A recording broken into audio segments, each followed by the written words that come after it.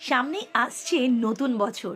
আপনার শরীরের ভালোর কথা মনে করে আপনার নিজের বাড়িতেই খুব সহজে তৈরি করুন এই ধরনের সবুজ, মাইক্রোগ্রিনস। এটা হলো রসুন আর পেঁয়াজের মাইক্রোগ্রিনস। খুব সহজেই হয়ে যাবে।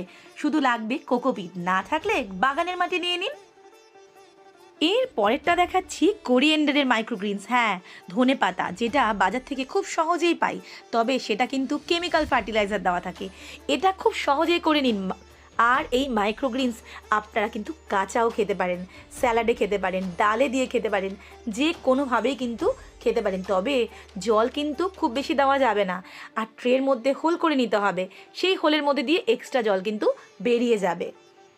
আর বন্ধুরা, এটা যেটা দেখছেন, এটা হলো মূলোর মাইক্রোগ্রিনস। বাড়িতে মূলোর বীজ থাকে না, তাই বাজার থেকে সংগ্রহ করবেন। 5 থেকে 10 টাকার মধ্যে অতি সহজে হয়ে যাবে।